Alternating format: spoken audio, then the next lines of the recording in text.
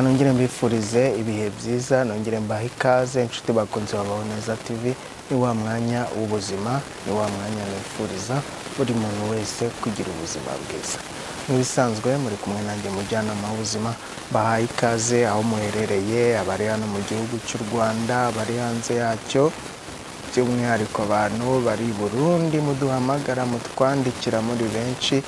Ni ingenzi kandi ni iby'agaciro kuko aho ngaho mu Burundi hari ibibazo byinshi bitandukanye by'ubuzima.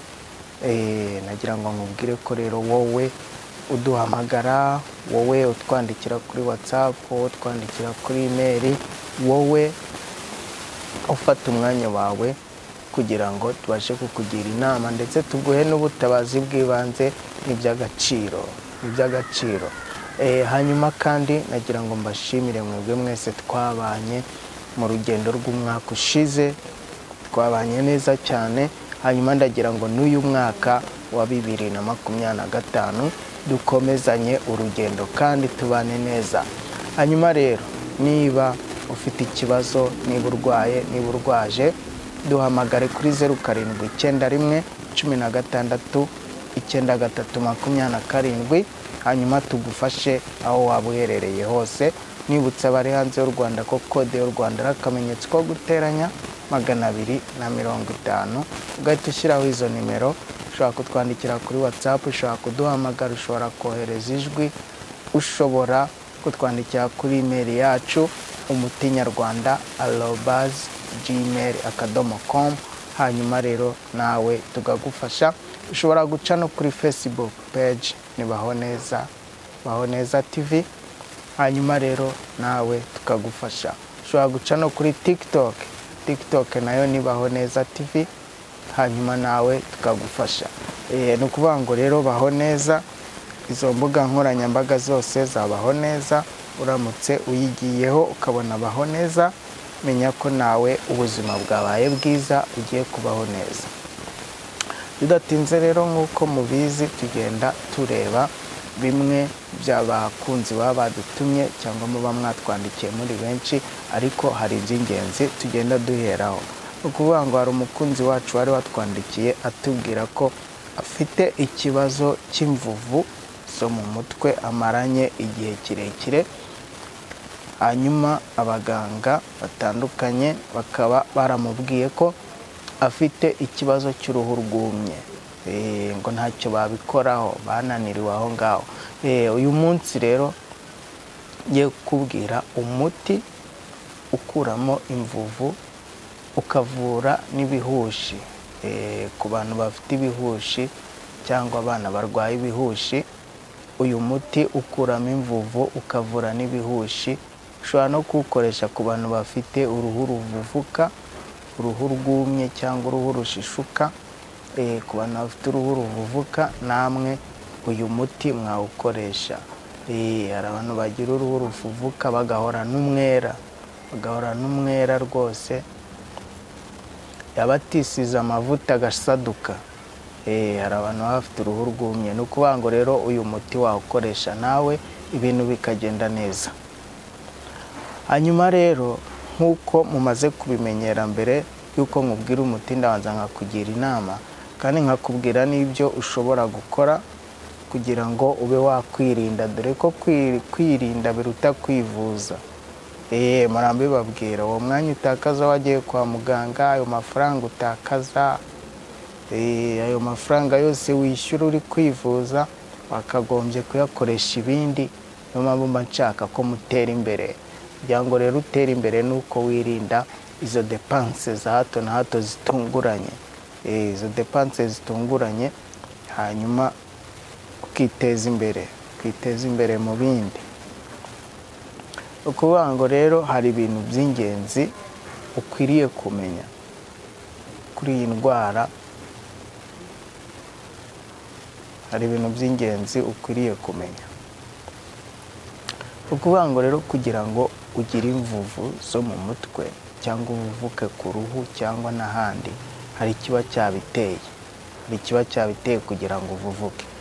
Dore rero hari ukuba ufite ibyo bibazo nyine nakubwiraga by'indwara z'uruhu. abantu bafite uburwayi bw'uruhu, uruhu rwabo rukagira uburwayi, ubwo burwayi rero nibwo ushobora gukoresha umuti hanyuma ubwo burwayi bukavaho, cya kibazo wari ufite kigakemuka. Kuvuga ngo rero abantu bagira ikibazo cy'uruhu rwumye, ibi rero bishobora guterwa n'iki? Bishobora guterwa na kirima y'ahantu uri, bishobora guterwa n'imirire idahwitse. Kuvuga ngo akenshi usanga ibi bintu biterwa n'imirire mibi. Abantu barya nabi rwose, ugasanga imirire mibi utumye uruhu rwabo rwuma. Hari n'abagira iminkanyari, hari n'abakanyarara bakiri abana, ugasanga umwana w'imyaka 5, 6 afite uruhu nk'urw'umusaza w'imyaka 70. Rero icyo ngibyo biba bigaragaza ko yariye nabi. Hari abantu benshi bahura n'ibi bibazo bitewe n'imirire mibi. Hanyuma hari ibintu bita imiyege. Hari uruhu rutajya rubasha kwihanganira imiyege. Abantu bafite urwo ruhu rero nabo bashobora kugira ikibazo cyo kurwara imvuvu. Hanyuma hari n'abandi bantu baba bafite ibibazo bitandukanye, ariko ugasanga hari igihe arwara imvuvu zo mu mutwe yabigizemo uruhare. Ugasanga ntajya asokoza, ugasanga ntajya akaraba mu mutwe, ugasanga niyo akarabyemo anyuza amazi hejuru, ntashyiremo isabune ngo akube kuri rwa ruhu hasi aho umusatsi utangirira, kubera ko rwa ruhu nirwo ruvuvuka. Ntabwo imvuvu ziza mu mutwe hejuru, ahubwo zihera hasi. Kuvuga ngo rwa ruhu rwavuvutse nirwo rugenda rukabyara imvuvu mu musatsi zikaba nyinshi, ugasanga umuntu ntacyo yazikoraho kubera ko rwa ruhu ruhita rutumuka, rugatumura imvuvu. Ugasanga mu mutwe habaye nko mu ntabire, haratuma ivumbi ry'imvuvu. Hanyuma indwara zimwe na zimwe z'uruhu nazo zishobora gutuma ugira imvuvu. Harimo bya bihushi nababwiye, harimo ise, usanga umuntu yarwaye ise mu mutwe. Ni nyinshi, ni indwara z'uruhu ni nyinshi, nazo zishobora gutuma uruhu rwangirika hanyuma ukagira imvuvu. Ni byinshi cyane bishobora gutuma ugira imvuvu.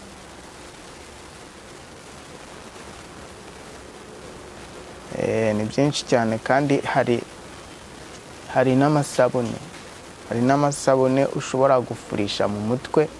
Isabune utayimaramo neza ngo ishiremo, uyunyuguze neza. Hari abantu baba bafite gahunda nyinshi cyangwa boga birukanka bakerewe mu kazi, ugasanga ya sabune ntabwo ishizemo mu mutwe. Ya sabune yakumiramo igahinduka imvuvu. Hari amasabune nayo ameze gutyo, ugasanga nayo agutera imvuvu. Ibyo bintu byose rero mba mbikubwira kugira ngo ujye ubasha kugenzura, urebe ikintu kigutera izo mvuvu, kugira ngo ujye ubasha kubigenzura. Hanyuma nawe ubwawe ushobora kwishakira umuti uri naturere, nta yindi miti ukoresheje, bitewe nuko wamenye icyaguteraga imvuvu, hanyuma ukica gitera. Icyo ngicyo cyabiguteraga akaba ari cyo ukuraho, imvuvu zikarangira.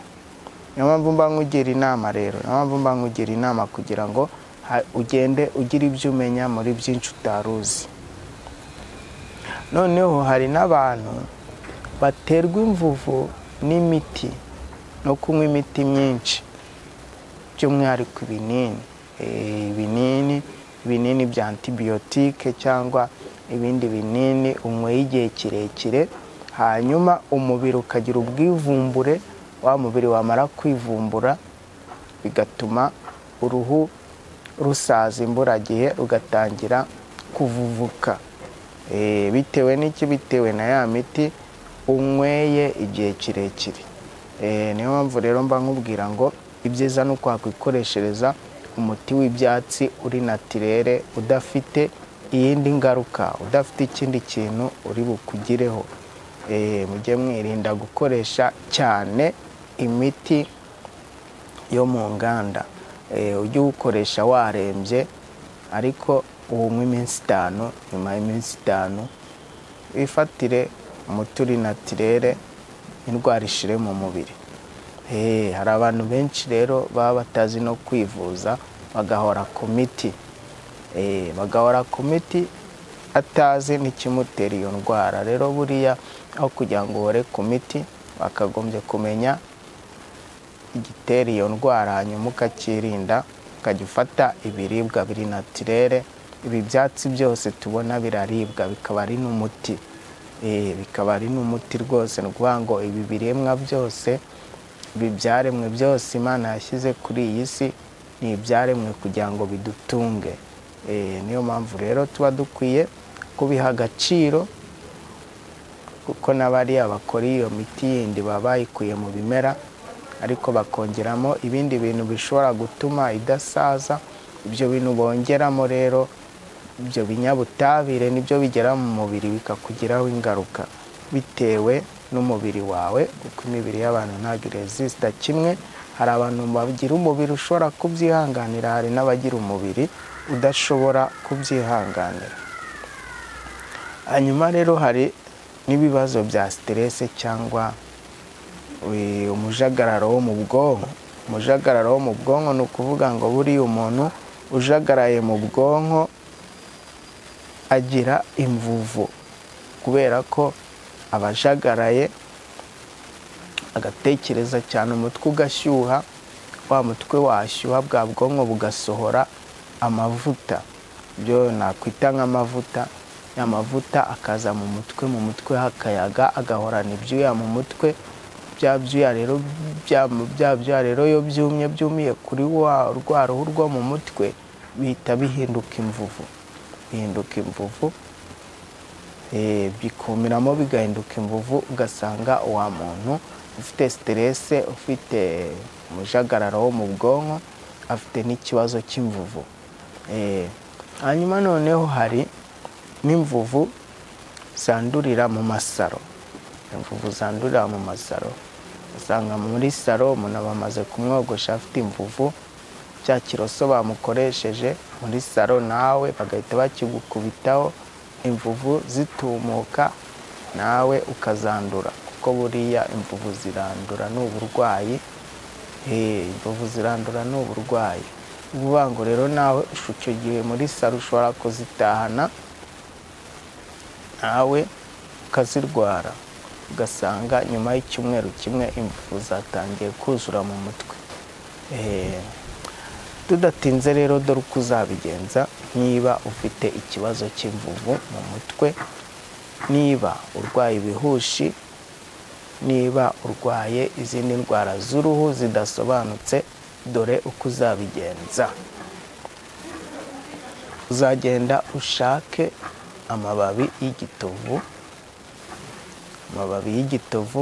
hanyuma uyanike.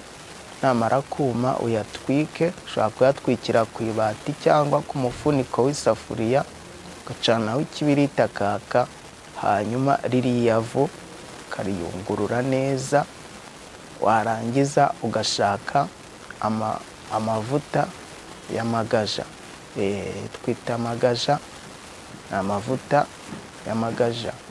Amavuta y'amagaja cyangwa umuti w'amagaja biterwa, hari abawita umuti, hari abawita amavuta, ariko nagira ngo nkubwire ko amagaja ukayafata ukayavanga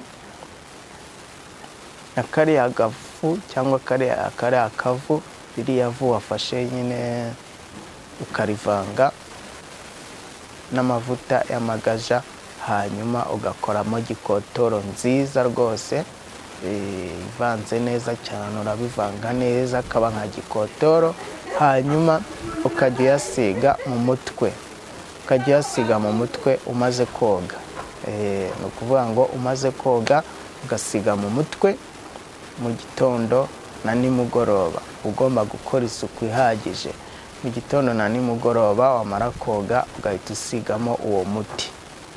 Ni umuti mwiza uzagufasha ukarinda uruhu rwawe kongera kurwara imvuvu. Ibi ngibi uzabikora kugeza imvuvu zishizemo, uzabikora kugeza ibihushi bishizemo, uzabikora kugeza ise ishizeho. Hari n'ibindi bintu bivuvura umubiri utamenya ibyo ari byo. Nuko nguko uzabigenza, hanyuma uruhu rwawe rukongera rugatekana. Niba ari ku ruhu, niba wari urwaye umwera udasanzwe, uruhu rugatangira guturika no gushishuka, uyu muti nawe uzawukoresha. Umuti uzawukoreshe uzagufasha umubiri wawe unoge urehere, by'umwihariko ku bakobwa cyangwa abagore. Ntago umugore aba agomba guhanda, ntago umugore aba agomba kubangamira umugabo. Aba agomba kuba anyerera, agomba kuba afite akabiri keza kanyerera, umugabo yamukora kumva aranyerera. Ibyo ngibyo bitera santima kandi bigafasha kubaka urugo neza. Bigafasha kubaka urugo neza, ibintu bikagenda neza. Murakoze cyane, mwari kumwe nanjye n'umujyanama w'ubuzima. Ndabakunda cyane. Ukeneye ibindi bisobanuro cyangwa ukeneye kwivuza cyangwa ukeneye kuvuza iwawe, hamagara 0711169327 hanyuma ubuzima bugende neza. Niba ushaka kwiga guteka, niba ushaka kwiga gukora imigati, gukora ikawa, gukora amakeke, ibyo bintu byose wifuza kwiga kugira ngo ube umunyamwuga, kugira ngo ubone icyo ukora. Niba wararangije kwiga ukaba utarabona akazi, wakwiga umwuga uhita ukwinjiza mu kazi cyangwa ugakora business yawe. Ibyo mbabwira kugira ngo murusheho kwiteza imbere. Hamagara hanyuma tugufashe tukwereke shwadiro, tukwereke ibintu bishobora gutuma uhita utera imbere vuba. Murakoze cyane, Imana ibarinde, nawe ubutaha.